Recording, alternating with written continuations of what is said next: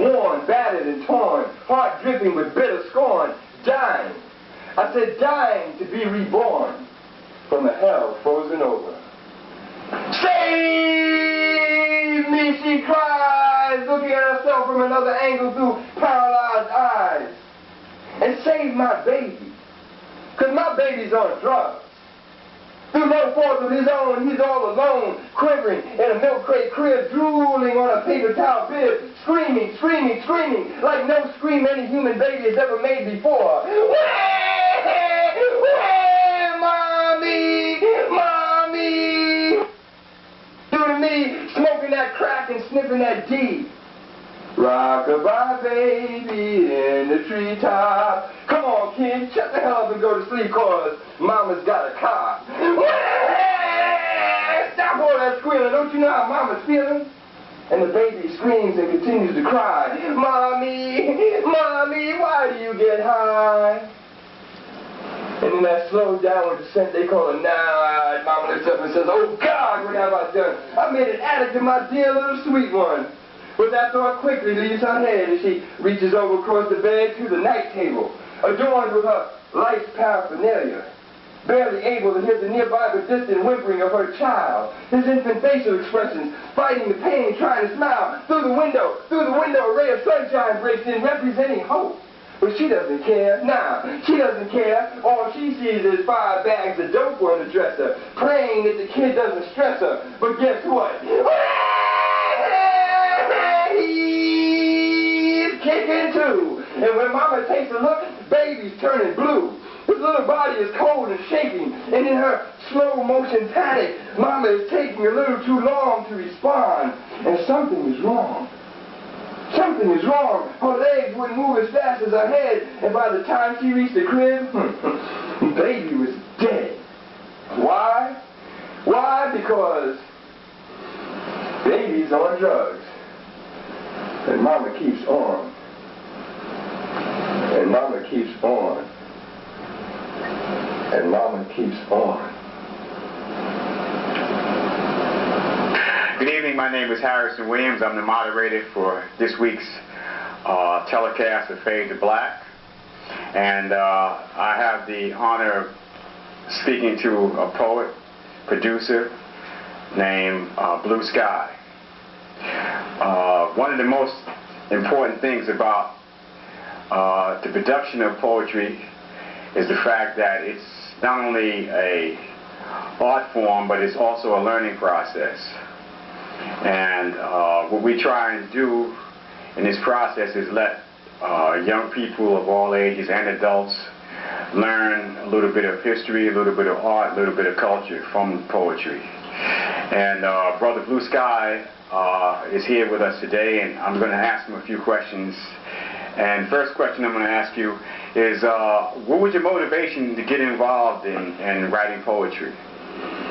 Well, first of all, Harry, thank you for having me here. My pleasure. And I feel blessed at this time. My motivation for doing poetry. Yes. As a means of expressing myself for personal reasons, and also I didn't always write poetry to share with people. You know, I just wrote poetry. I was motivated a lot by songs and songwriters and music, because I grew up with music and I would listen to the lyrics in music. And there's a lot of great songwriters who essentially, without the music stripped down, are poets. Yes. So I would listen to words well, not as opposed to, but along with being entertained by the music itself, words struck me and the stories that were being told. So I found that interesting, to be able to, someone could express their emotion and their feelings using words, tell stories. So I wanted to be a teller of stories, and I wrote abstractly, but then I, at a certain time, realized that I wanted to communicate, to maybe try to pass on something, maybe to help someone with what I was feeling about my environment, certain issues, that I could express those issues also. I see. A lot of young people who are kind of new to the format of poetry. What basic background or what preparation did you do as a writer or a person who writes poetry? I mean, in other words, how did you prepare yourself to do poetry? See, from my point of view as a layman, I mean, I would just see a pencil and a blank sheet of paper. So my question to you is, what motivates you to sit down and write poetry, and where are some of your sources of motivation from? Well, my source of motivation was what I just described, and also at the time when I was growing up, you know, in my early adolescence, in junior high school, I could maybe put a time frame on it. Of course, just like a lot of poets are aware of the group The Last Poets, and they were very, very much a motivation and inspiration to me, you know. I see. And at the time, it was the cultural enlightening of our people, and they expressed that, and I felt that, and I was moved and motivated by what they were saying, the way they were saying it, and it was just real to me. So I felt that that's something that I would like to do. I was already writing poetry, but to hear brothers doing it like that, you know, I see, was like, whew, you know. And so they sort of were a channel for me to just lock on to. In my years of growing, when I wrote with rhythm in mind, with social comment in mind. Now, in the process of writing or getting ideas, how do you develop your ideas? How do you develop your subject matter to do a poem?